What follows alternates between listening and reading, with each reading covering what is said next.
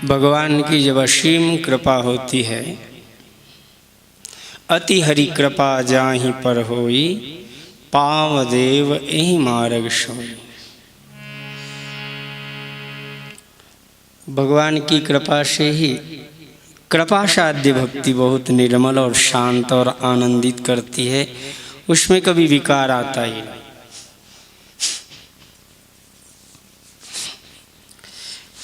उसमें दैन्य भाव ही होता, उसमें शरणागति, उसमें अहंकार का संकल्प ही नहीं होता, उसमें मद होता ही नहीं। उसमें इतना समर्पण होता है कि हमारे ठाकुर जी जैसा चाहेंगे, जैसा हमें नचाएंगे। उमादार जोशित की नाई, और एक को नहीं सब ही नचावत। जब संपूर्ण जगत को ही नचा रहे तो हमने संकल्प ही क्यों करना? जो करेंगे अच्छा ही करेंगे, जो किया अच्छा ही किया, जो होगा वो भी अच्छा ही होगा भगवान की। लेकिन उनका भजन करना चाहिए। ऐसा होने के बाद में जैसे भगवान शंकर जी ने कह नहीं दिया कि होई सोई जो राम रचि राखा, को करी तर्क बड़ा वैसा, अश कई लगे जपन हरि नाम। भगवान नाम में तन्मय कर दे।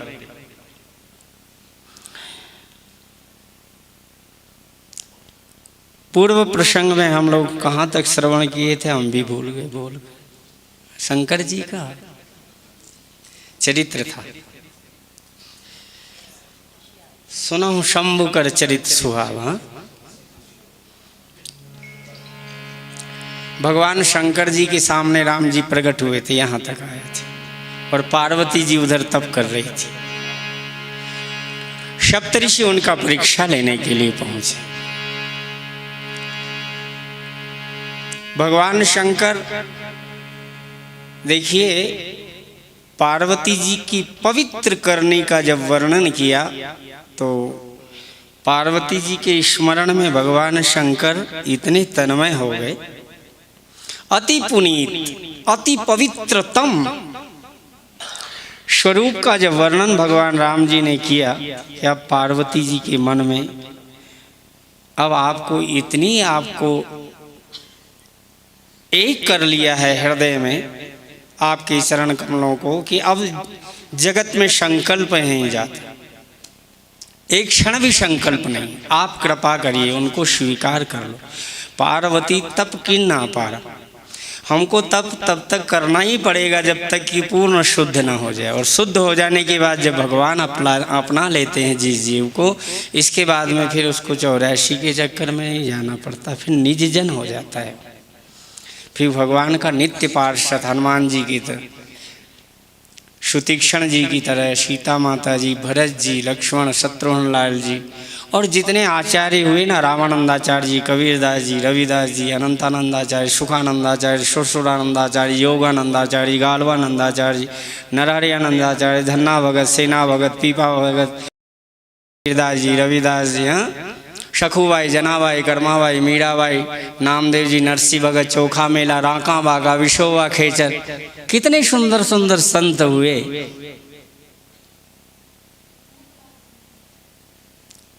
नामदेव जी महाराज के साथ में चोखा मेला जीवित समाधि ली।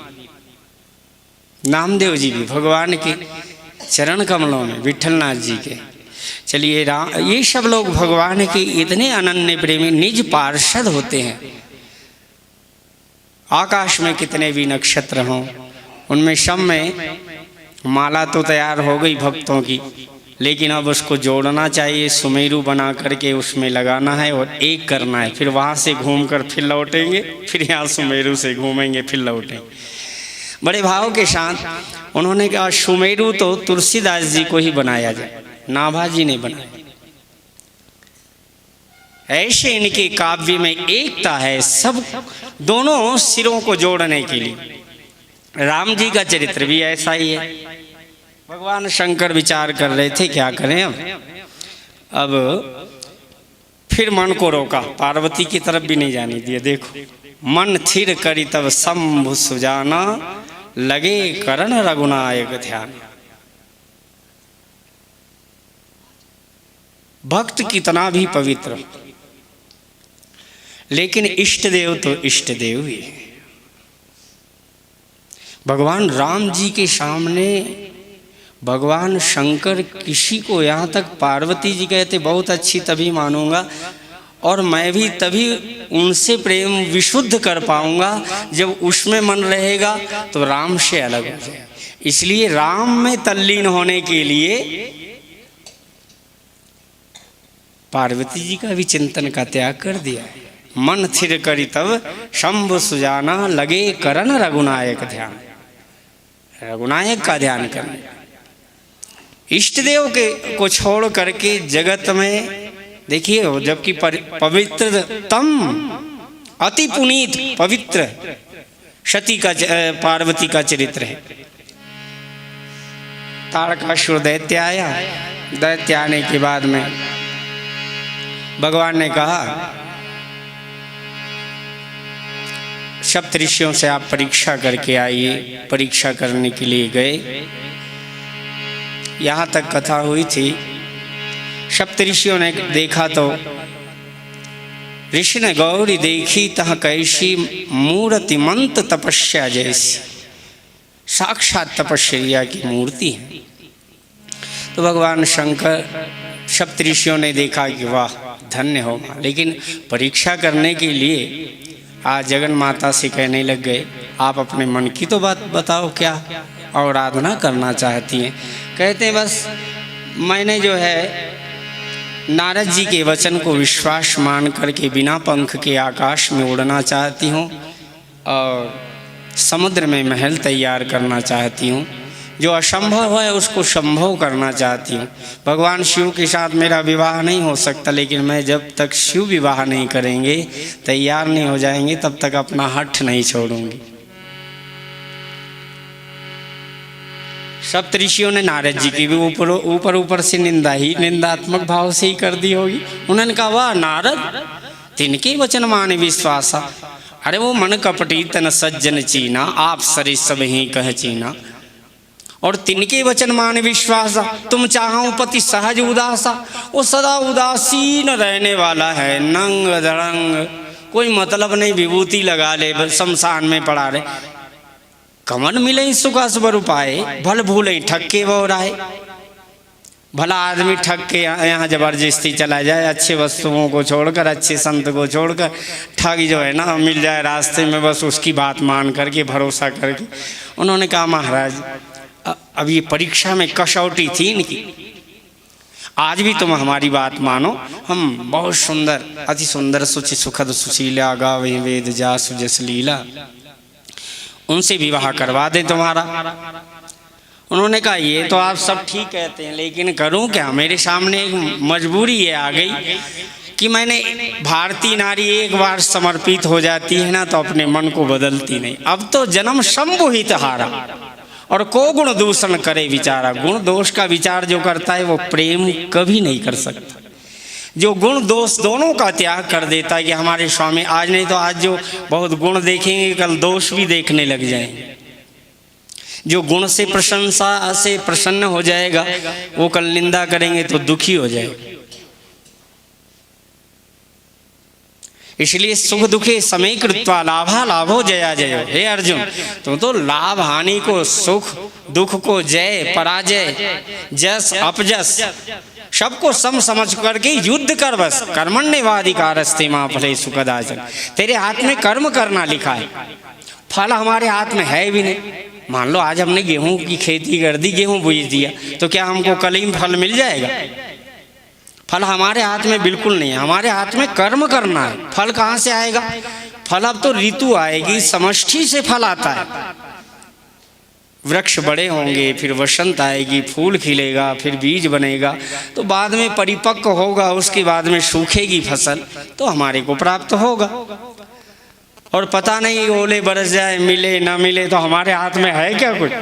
इसलिए कर्मण्येवाधिकारस्ते मा फलेषु कदाचन। और हमारा, हम ये कर रहे हैं, ये फल यही है इसका बीज।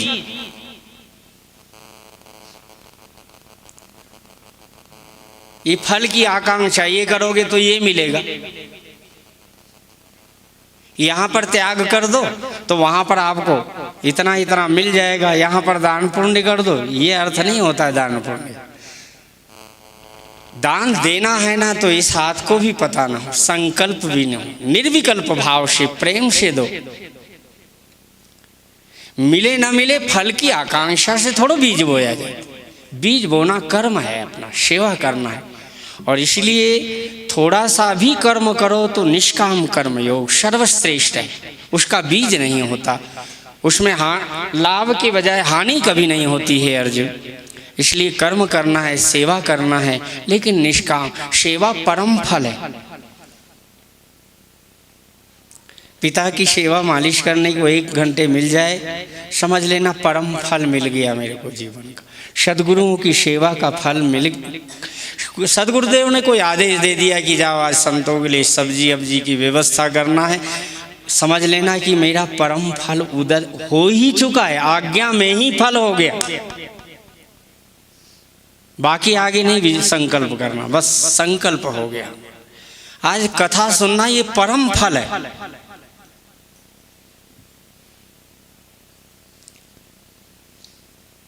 नहीं तो फल में भी फल लगा देते हैं। गोस्वामी जी ने तो एक जगह फल में फल लगा दिया। जब भरद्वाज जी के यहाँ पर गए, एक भरद्वाज जी बड़े सरल संत हैं, तो उनकी एक बात याद आ जाती है तो मैं सुनाई दूँ। भरद्वाज जी जब के यहाँ पर भरत जी गए तो भरत जी से कहा, हे भरत, हम एक बात कहते हैं, सब साधन कर सुफल सुभावा,